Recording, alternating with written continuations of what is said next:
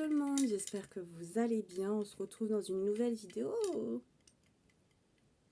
Avec cette vidéo, du coup, je suis obligée de la recommencer. Mais bon, ce n'est pas très grave en soi. Ça permet de mieux connaître mon sujet, j'ai envie de dire. Et je me suis dit aussi que plutôt de faire une vidéo automatiquement toutes les semaines, je pense plutôt que ça va être une semaine sur deux. Comme ça me laisse une semaine où je peux faire mon tournage, montage et édition. Donc du coup, voilà. Bienvenue dans une nouvelle vidéo où on va parler de mes petits rituels pour pallier contre l'anxiété, le stress, ralentir, parce que la vie va à une vitesse que il faut à des fois se dire stop, j'ai besoin de respirer, j'ai besoin en fait d'être tranquille. donc c'est parti pour l'astuce numéro 1. Tout bête, mais des fois quand je me sens trop oppressée, que ça va trop vite pour moi, excusez-moi, je me suis fait peur toute seule, que ça va trop vite pour moi, que je sens que j'ai besoin de ralentir, c'est tout simplement allumer une bougie, fixer la flamme et faire des exercices de respiration. Donc moi j'ai une petite application, donc c'est pas un placement de produit ni une collaboration commerciale, c'est un achat perso. J'ai une application qui s'appelle Respire, je crois. Enfin, je vous mets le petit encart sur le côté. Et c'est une application où vous avez beaucoup de modes de respiration. Donc il y a la cohérence cardiaque, il y a la cohérence carrée, il y a la respiration relaxation, la respiration dynamique. Bref, il y en a beaucoup et du coup ça permet de faire des petits exercices pour un petit peu reprendre le contrôle de soi tout simplement. Application, mais des fois je me dis je suis capable de faire toute seule et du coup je fais toute seule. Donc ça veut dire que je m'installe souvent à mon bureau ou ici vers mon hôtel puisque j'ai un petit pouf juste en face, c'est très pratique d'ailleurs. Donc je m'installe sur le pouf, j'allume une bougie, donc ça se voit pas mais j'en ai une deuxième qui est allumée juste là. Des fois, je peux me regarder dans le miroir, respirer, observer la flamme et juste en fait m'arrêter et faire que ça. Ça paraît un peu bizarre, mais c'est plutôt sympathique. L'astuce, c'est parler tout seul ou parler à l'univers ou quelqu'un de décédé, quelqu'un qui n'est plus de ce monde. Ça paraît bête pour vous, mais moi je suis quelqu'un qui n'aime pas m'étaler sur mes problèmes. Je suis quelqu'un de très joyeuse, je dirais, même si j'ai mes côtés un peu pessimistes, mais que je ne le montre pas. Moi, j'ai du mal à dire « je vais mal ». Et ça, je sais que c'est pas bien parce que je garde tout en moi et c'est pas très sympathique pour mon petit cerveau et mon petit corps. Parce qu'après, ça va pas beaucoup m'aider à extérioriser cette négativité. Du coup, qu'est-ce que je fais pour pallier à ça? Vu que je suis très solitaire, je parle à l'univers. Oui, je me pose devant ma voiture depuis quelques temps. Ça fait une petite semaine que je fais ça.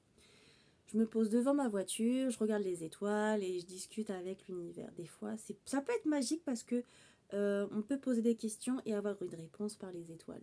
C'est assez rigolo. Je parle aussi avec mes animaux. Je leur confie des secrets. Bon, des fois, ils me regardent du genre, mais qu'est-ce que tu veux, toi?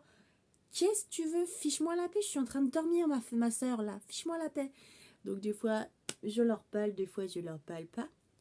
Et aussi, un truc qui m'aide énormément, bon, pour ceux qui me connaissent dans la vie privée, vous savez que j'ai perdu mon petit Sweetie l'année dernière et que du coup, j'ai eu beaucoup de mal à m'en remettre. C'est bon, là, ça, je dirais que cette année, ça va à peu près, mais bon, je pense beaucoup à de choses, à lui, surtout.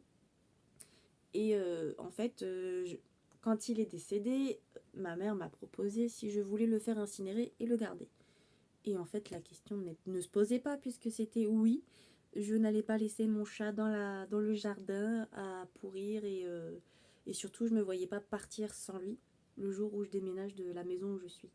Donc, voilà. Après, j'aurais pu acheter une plante et puis planter dans le petite urne qu'on avait. Il y avait un espèce de petit cœur à planter et ça faisait une plante. Mais moi, des fois, je suis pas très main verte et des fois, je fais crever les plantes. Donc je me voyais pas faire une plante juste pour ça. Donc du coup, Sur mon hôtel, j'ai l'urne de mon chat, donc des fois je m'installe et je lui dis bah tu sais mon sweetie, aujourd'hui j'ai eu une très très grosse journée et ça va pas du tout. Je trouve que c'est ça y a telle ou telle chose qui m'enquiquine et ça va pas. Et après je trouve que bah en parlant, même si c'est seul, même si c'est à soi-même, et bah c'est mieux que rien. Vaut mieux tard que jamais pour parler, mettre des mots sur ces mots. C'est assez beau comme façon de dire, mais moi je trouve ça assez poétique de mettre des mots sur ces mots. Donc ça peut être, voilà, ça peut, je vous dis que si vous êtes très solitaire, mais que vous êtes quand même assez sociable, et c'est un petit peu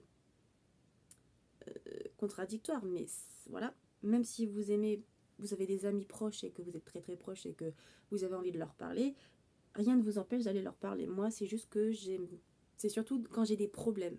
Quand j'ai des problèmes, je vais pas forcément voir mes sœurs, je vais pas voir mon frère, ma mère, je vais pas voir non plus mes amis. Je préfère garder ça pour moi parce que je veux pas apporter plus de négativité aux autres que ils peuvent en avoir, tout simplement. Troisième petit rituel, ça va être l'écriture. Oui, oui. L'écriture peut aider. Donc moi, je suis pas une grosse adepte de l'écriture, mais quand je sens que même quand je me confie à l'univers ou quelqu'un de décédé ou même des fois quelqu'un de vivant, tout simplement, que la respiration, regarder une bougie, ça ne suffit pas, j'écris. Mais je fais autre chose. Par exemple, quand je ne veux plus d'une situation, donc par exemple, il n'y a pas si longtemps, j'étais pessimiste par rapport à un sujet, c'est du personnel donc j'en parlerai pas. Mais j'en avais un peu marre d'être pessimiste, donc j'ai écrit sur un bout de papier tout ce que je ne voulais plus. Et bon, je sais que c'est pas très écologique, mais j'ai brûlé cette feuille de papier en faisant attention. Et après, j'ai soufflé les cendres à l'univers dehors, devant chez moi, parce que j'ai la chance de vivre un petit peu à la campagne, donc du coup, c'est plutôt pratique. Vous n'êtes pas trop à l'aise avec le fait de brûler une feuille, vous pouvez tout simplement la déchirer en petits morceaux, en faire des confettis et la jeter comme ça. Voilà, c'est pas très écologique, vous pouvez juste la déchirer et la jeter. Mais voilà, le tout c'est de mettre son mal-être sur une feuille de papier ou dans un journal. Moi j'essaye de pas trop garder le négatif dans un journal parce que j'estime que déjà je suis très malchanceuse. Il m'arrive toujours que des boulettes. La preuve, vous voyez avec la vidéo, j'ai eu des petits soucis, ça s'est pas enregistré comme je voulais et du coup ça a reporté à cette semaine. Ça peut être n'importe quoi, par exemple je peux toujours avoir un problème avec ma voiture, un problème au travail, un empêchement. Par exemple cette semaine j'ai encore un empêchement, demain je ne devais pas travailler. Donc pour vous ça sera, vu que je publie cette vidéo mercredi, ça sera mardi. Le mardi matin, normalement, je ne travaille pas, donc j'avais prévu de travailler un petit peu Instagram. Et bien, je ne vais pas pouvoir puisque je travaille. Et après, je rentre pas de la journée, donc ça, c'est encore autre chose. Mais du coup, c'est des petits imprévus où, bah voilà, ça fait chier, mais il faut le faire. J'essaie de garder plutôt le positif dans un journal parce que j'ai assez de négativité dans ma vie. Donc, c'est pas pour en remettre par-dessus. Quatrième rituel et le dernier, c'est les infusions.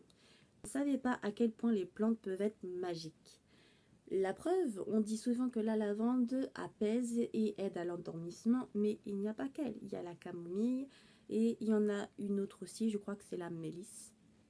Donc du coup, je me suis intéressée il y a peu, c'est-à-dire au début du printemps, je dirais, à acheter des petites plantes aromatiques. Bon, je peux vous dire déjà que le basilic n'a pas survécu l'été, malheureusement. Mais je suis plutôt fière de moi. Je croyais que j'allais tuer la verveine citronnée. Au final, elle est encore en vie et elle se porte plutôt bien. C'est parce que je n'avais pas écouté et plutôt pris les conseils qu'on m'avait dit, c'est-à-dire qu'elle aimait beaucoup le soleil et pas trop l'arrosage. Voilà. Mais bon, c'est pour ça que dans ça, je me suis fait un petit cahier et j'ai résumé les plantes que j'avais. Par exemple, en plante, j'ai la verveine citronnée, pardon, la mélisse, j'ai la sauge, j'ai le calendula qui est en train de pousser, j'ai du thym, de la menthe, de la lavande, j'avais de la camomille, mais malheureusement avec la sécheresse, elle a brûlé. Donc il va falloir que j'en replante. Et j'avais du basilic, mais le basilic n'a pas survécu. Donc du coup, ce n'est pas grave, j'en rachèterai cet hiver. Je vous dis les infusions parce que les infusions, déjà, ça fait un petit moment cocooning pour soi. Que ça soit en hiver, en été, au printemps, j'en bois quand j'en ressens le besoin, mais j'en bois. Que ça soit en été, même s'il fait 40 degrés. Mais que je sais que je vais avoir du mal à dormir, que je vais faire des rêves chelous, que je vais avoir mal quelque part, que j'ai des mal à la gorge. Donc du coup, je me dis, allez ou infusion, et c'est pas négociable. Mais je parle des infusions que je fais au naturel, mais ça peut aussi marcher avec des infusions achetées en grande surface, bien sûr. Parce que tout le monde n'a pas la chance d'avoir un jardin et le temps de cultiver ces petits aromates. Je vous avoue que moi, je n'ai pas trop le temps en ce moment, mais j'essaye de faire attention. C'est aussi une façon de ralentir. Le jardinage, ça aide. Je récapitule les 4 rituels. Donc le premier, c'est la respiration à la lueur d'une bougie. Le deuxième, c'est parler à quelqu'un de décédé, un animal, un être cher, voilà. Ou parler à quelqu'un de vivant, et qu'à parler à l'univers. Troisième, c'est l'écriture avec déchirer sa feuille quand c'est négatif et laisser partir la négativité. Et quatrième rituel, c'est les infusions, se faire une petite potion magique pour pouvoir ralentir et profiter des bienfaits des plantes. J'espère que cette vidéo vous aura plu. Maintenant, je pense que je vais publier une semaine sur 2. Comme ça, moi, ça me laisse du temps pour vous préparer les vidéos, de les tourner, comme j'ai dit en début de vidéo. Et ça me donne aussi le temps de trouver des idées, parce que je vous avoue que sur le thématique de la sorcellerie et l'ésotérisme, c'est vague, mais je veux surtout parler de sujets qui me parlent et que je connais, que je maîtrise. Parce que si par exemple je vous dis, bah tiens, demain je vais vous parler des runes, alors j'en possède des runes, c'est pas le problème, mais je ne maîtrise pas encore cette divination. Donc on va éviter. Je vous fais des bisous, je vous dis à dans 15 jours pour une nouvelle vidéo et abonne-toi pour la suite du voyage.